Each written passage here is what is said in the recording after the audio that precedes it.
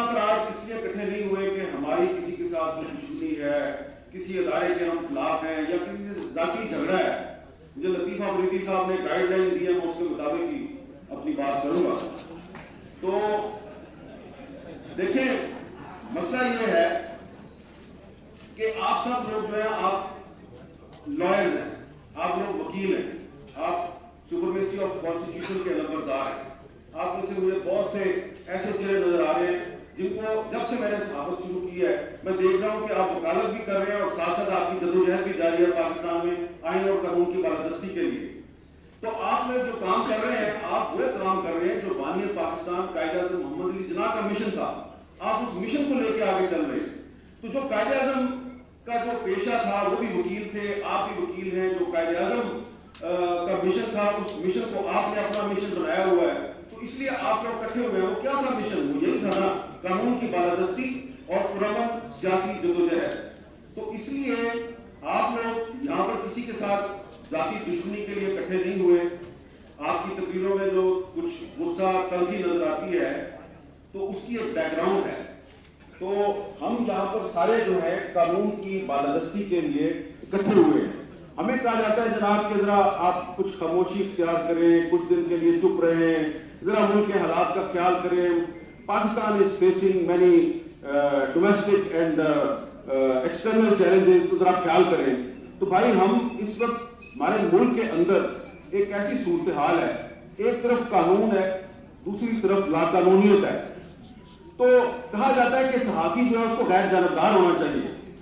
میں اس صحافت پہ یقین نہیں رکھتا, اس لیے کہ جہاں پہ ایک طرف قانون ہے, دوسری طرف لا قانونیت ہے, ایک طرف جمہوریت ہے, دوسری طرف ڈکٹیٹرشپ ہے, تو میں نے قانون کے ساتھ کھڑے ہونا ہے, میں نے جمہوریت کے ساتھ کھڑے ہونا ہے. میں اس میں غیر جانبدار نہیں ہوں. اس کی ایک وجہ ہے, اور اس کی وجہ یہ ہے کہ میں نے جس گھر میں جنم لیا, میرا باپ بھی صحافی, پھر میں نے جب صحافت کی تعلیم حاصل کی تو اس میں جو مجھے پریس ہسٹری پڑھائی گئی, وہ پریس ہسٹری میں کون لوگ تھے؟ مولانا محمد علی جوہر, وہ غیر جانبدار تھے, تقریریں کرتے تھے, اخبار میں کالم لکھتے تھے, گرفتار ہو جاتے تھے. اگر وہ غیر جانبدار ہوتے کبھی گرفتار نہ ہوتے. میں نے پریس ہسٹری میں پڑھا مولانا ظفر علی خان, بار بار ان کا اخبار بند ہوتا تھا, بار بار گرفتار ہوتے تھے. وہ ایک جو برطانوی سامراج تھا اس کے خلاف جدوجہد کر رہے تھے.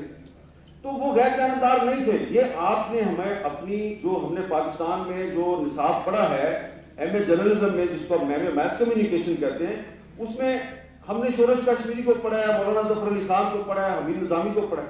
کوئی ان میں غیر جانبدار نہیں تھا, سارے جانبدار تھے. اس میں کوئی قائد اعظم کے ساتھ کھڑا تھا, کوئی جو ہے وہ پاکستان میں آئین و قانون کی بالادستی کے لیے کھڑا تھا. تو جب ایک طرف لا قانونیت ہے اور دوسری طرف قانون ہے, تو میں نے تو قانون کے ساتھ کھڑا ہونا ہے. اور اب تو میں خود بذات خود میں ایک ایسی مثال بن گیا ہوں کہ جب سے مجھ پر پابندی لگی ہے, 3 ہفتے ہونے والے ہیں, تو میں زیادہ ادھر ادھر نہیں جاتا, لیکن کہیں پہ بھی چلا جاؤں لوگ پوچھتے ہیں جی کی ہویا, کی ہویا. میں نے کہا جی آپ کو نہیں پتا کی ہویا. میں کہتا ہوں یار ایک تقریر کی تھی, وہ اسد علی پور کو مار پڑی تھی, اس میں نے تقریر کی تھی, اس لیے میرے کو پابندی لگ گئی. انہوں نے کہا پابندی لگی ہے, تقریر تو آپ نے پریس کلب کے باہر کی تھی, پابندی آپ کو ٹی وی چینل پہ لگا دی. اچھا یہ کسی کورٹ کا آرڈر ہے؟ میں کہتا ہوں نہیں جی. یہ پیپرا نے حکم دیا ہے؟ میں کہتا ہوں نہیں جی. تو پھر پابندی کیسے لگ گئی؟ تو میرے پاس اس کا جواب نہیں ہے. اب یہ کیا ہے؟ یہ ہے لا قانونیت, کہ آپ نے پابندی لگا دی لیکن اس کا کوئی ریٹن آرڈر کہیں سے نہیں ہے, کسی کورٹ کا آرڈر نہیں ہے. تو اب کیا ہوں میں حامد میر؟ اس وقت کیا ہے؟ سینسرشپ کی ایک چلتی پھرتی جیتی جاگتی مثال. اور میں اس مثال کے دور میں جب آپ کے سامنے کھڑا ہوں تو مجھے کہا جائے گا کہ ذرا خیال سے بولنا. بھائی خیال سے بولوں گا. یہی کہہ رہا ہوں کہ بھائی میں آئین اور قانون کی بالادستی پہ یقین رکھتا ہوں. جو بھی میرے ساتھ کرنا ہے آئین اور قانون کے مطابق کرو. اور اگر آپ صحافیوں کو جو مار پڑتی ہے, تشدد کا نشانہ بنایا جاتا ہے, مطیع اللہ جان کو اغوا کیا جاتا ہے, ابصار عالم کو گولی مار دی جاتی ہے, اسد طور کے گھر میں گھس کے اس کو مارا جاتا ہے, تو اگر ہم یہ مطالبہ کرتے ہیں کہ ملزمان کو گرفتار کرو تو آپ گرفتار کر دیں. آپ کیوں نہیں گرفتار کرتے؟ گرفتار جب ملزمان گرفتار نہیں ہوتے کہتے ہیں اچھا وہ لڑکی کے بھائی نے مارا تھا. میں اس صورتحال میں نہیں جاتا, میں صرف یہ کہوں گا کہ جب 2007 کا یہاں بہت ذکر ہوا, 2007 کی لائرز موومنٹ کا یہاں بہت ذکر ہوا, 2007 کی لائرز موومنٹ میں آپ کے پاس سوشل میڈیا کی طاقت نہیں تھی, لیکن اس کے باوجود جیسا کہ یہاں پہ بتایا گیا کہ محدود وسائل کے باوجود آپ لوگوں نے ایک تحریک چلائی اور آپ کی تحریک نے بہت سی کامیابیاں حاصل کی. تو آج تو صورتحال مختلف ہے. اب جو 2007 کی جو بات ہوتی ہے تو کسی نے کہا کہ اس وقت حالات جو ہے وہ مشرف کے معاشرہ سے بھی زیادہ تشویشناک ہیں. اس وقت میرے پہ صرف ٹی وی چینل پر پابندی لگی تھی, میں اخبار میں لکھتا تھا, لیکن اب کوئی پاکستان میں پرویز مشرف نہیں ہے, جناب عمران خان صاحب کی حکومت ہے, میرے پہ ٹی وی پر بھی پابندی ہے, اخبار میں بھی لکھنے پر پابندی ہے. تو آپ دیکھ لیں کہ صورتحال کیا ہے. اچھا, اس وقت عمران خان صاحب جو ہے وہ لائرز موومنٹ کے حامی تھے. وہ جب ہم پر پابندی لگی تو جو P F U J R I U J جو ہے وہ سڑکوں پر ہمارے شو کرایا کرتی تھی, وہ وہاں پر آتے تھے اور ایسے مکہ لہرا کے کہتے تھے اگر میں وزیر اعظم بن گیا تو پاکستان میں صحافت آزاد ہوگی.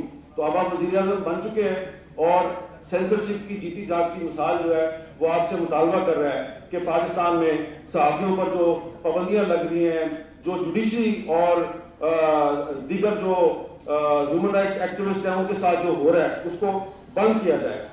مجھے جو تقریر میں نے کی تھی جس کی وجہ سے پابندی لگی, اس تقریر پر میرے کچھ ساتھیوں نے کہا کہ یار اس میں آپ کا لہجہ بڑا تلخ تھا, تو وہ جو تلخی ہے اس پہ معذرت کر لو. تو جب ناصر زیدی صاحب جنہوں نے جنرل ضیاء اللہ کے کوڑے کھائے ہوئے ہیں, جب ان جیسا بزرگ مجھے کہے گا تو میں انکار تو نہیں کر سکتا. میں نے کہا کہ لہجے کی تلخی پہ میں معذرت کر لیتا ہوں. تو مجھے ایک بزرگ صحافی نے یہ کہا کہ آپ نے بہت اچھا کیا ہے. میں نے کہا جی وہ کیسے؟ انہوں نے کہا آپ نے یہ ثابت کر دیا ہے کہ ایک سویلین جو ہے وہ صرف اپنے لہجے کی تلخی پہ معذرت کر لیتا ہے, لیکن پرویز مشرف آئین بھی توڑ دے کبھی معذرت نہیں کرتا. یہ فرق ہے. تو ہم نے آج یہاں پہ جو گفتگو ہوئی ہے اور آگے ہم نے جو بھی کرنا ہے وہ اس طریقے سے کرنا ہے کہ جو قائد اعظم کا راستہ ہے ہم اس راستے پر چلتے رہیں. اور جو حبیب غالب صاحب نے کہا تھا فرضی مقدمات ہیں, جھوٹی شہادتیں ہم پھر بھی لکھ رہے ہیں, جنوب کی حقائقیں, تو یہ جنوب کی حقائقیں ہم لکھتے رہیں گے. یہ میں کوئی افسانوی بات نہیں کر رہا. مجھے کوئی شوق نہیں ہے کہ مجھے جناب کچھ مہینوں کے بعد دوبارہ آپ جیو پہ بحال کر دیں, میں پھر ٹی وی پہ بیٹھا ہوں اور جو میں پہلے کر رہا تھا وہ کرتا ہوں. میں نے اس 10-15 دن میں بہت کچھ سیکھا ہے اور میں سمجھتا ہوں کہ صرف دوبارہ ریسٹور ہو کے ٹی وی اسکرین پہ جا کے بیٹھ جانا مسئلے کا حل نہیں ہے. مسئلے کا حل وہ ہے جو یہاں پہ آج تقریروں میں بیان کیا گیا اور جو آپ کی ریزولوشن میں آئے گا وہ ہے اصل راستہ. اس پر چلتے ہوئے بشک 6 مہینے 3 سال کے لیے جو ہے نا ہم پر پابندی رہے, ہمیں پابندی قبول ہے, لیکن ایک دفعہ اب یہ جو پابندیاں آپ نے لگائی ہیں یہ پابندیاں ہم نے ختم کروانی ہے. خاص طور پہ یہ جو پاکستان میڈیا ڈیولپمنٹ اتھارٹی کے نام سے جو بل لایا گیا ہے, اس بل کے حوالے سے بڑی بات ہوئی ہے. اس میں 3 سال قید کے علاوہ ایک اور بھی چیز ہے, وہ 2.5 کروڑ روپے جرمانے ہیں. اور اس کے علاوہ آپ اس جو ٹریبیونل ہوگا میڈیا ٹریبیونل, یہ منسٹری آف انفارمیشن کے انڈر ہے, یہ ہائی کورٹ کے انڈر نہیں ہے, جوڈیشری کے انڈر نہیں ہے. اور اس کا جو فیصلہ ہوگا, جو سزا دی جائے گی, اس کو آپ ہائی کورٹ میں چیلنج نہیں کر سکتے, آپ کو صرف سپریم کورٹ میں جانا پڑے گا. تو یہ ڈریکونین لا سے بھی بڑھ کر ایک لا ہے اور اس لیے اس لا کی مزاحمت کرنا صرف صحافیوں کا کام نہیں ہے, تمام مکاتب فکر کا یہ کام ہے. اور مجھے امید ہے کہ اگر آپ 2007 میں پرویز مشرف کے خلاف ایک تحریک چلا کر اور اس کو شکست دے سکتے ہیں, تو آج کے جو حکمران ہیں یہ پرویز مشرف سے زیادہ طاقتور حکمران نہیں ہے. اور اگر آپ کا اتحاد قائم ہو جائے اور آپ آج ایک کسی چارٹر پر اتفاق کر لیں اور اس پر عمل درآمد کے لیے راضی ہو جائیں, تو مجھے امید ہے کہ پاکستان میں آئین اور قانون کی بالادستی ہوگی. ہم قائد اعظم کے راستے پہ چلتے ہوئے پاکستان میں جمہوریت کے دشمنوں کو شکست دے سکتے ہیں. جب میں یہاں پہ حال میں آیا افریدی صاحب, تو ایک سینئر وکیل جو ہے وہ مجھے ملے, تو انہوں نے کہا کہ آپ بھی تقریر کریں گے. میں نے کہا جی اگر کرنے دی تو کر لوں گا. تو کہتے ہیں میرا خیال ہے کہ کرنے دیں گے آپ کو. تو میں نے کہا اچھا. کہتے ہیں اگر آپ تقریر کریں تو یار وہ آپ پر جب 2007 میں پابندی لگی تھی نا آپ مشرف دور میں, تو اس میں آپ روڈ شوز کیا کرتے تھے, تو ہر شو کے آخر میں آپ وہ حبیب جالب صاحب کے کچھ اشعار پڑھا کرتے تھے, وہ آج ضرور پڑھنا. میں نے کہا جی وہ کیوں پڑھوں؟ کہتے ہیں یار وہ لگتا ہے کہ اس میں کوئی جادو منتر والی بات تھی, وہ آپ اشعار پڑھتے تھے تو جو حبیب جالب نے ان اشعار کے میں جو پیغام دیا تھا وہ پورا ہو گیا, وہ بات سچ ثابت ہو گئی, تو انشاءاللہ اب بھی سچ ثابت ہوگی. تو میرے بزرگ جو ہیں, بزرگ وکیل یہاں پہ ابھی تک بیٹھے ہوئے ہیں, آخر میں حبیب جالب صاحب کے وہ اشعار پڑھوں گا جو پرویز مشرف کے خلاف تحریک کے دوران, جو وکیلوں کی تحریک تھی, صحافیوں کی تحریک تھی, انسانی حقوق کے کارکنوں کی تحریک تھی, اس تحریک میں ہم نے وہ حبیب جالب صاحب کے اشعار جگہ جگہ بار بار پڑھے اور پھر ان کو اپنا ایک نعرہ بنایا, اور وہ نعرہ صحیح ثابت ہوا تھا. اور وہ اشعار کیا تھے؟ میرے ہاتھ میں قلم ہے میرے ذہن میں اجالا, میرے ہاتھ میں قلم ہے میرے ذہن میں اجالا, مجھے کیا دبا سکے گا کوئی ظلمتوں کا پالا, مجھے فکر امن عالم تجھے اپنی ذات کا غم, مجھے فکر امن عالم تجھے اپنی ذات کا غم, میں طلوع ہو رہا ہوں تو غروب ہونے والا, تو غروب ہونے والا.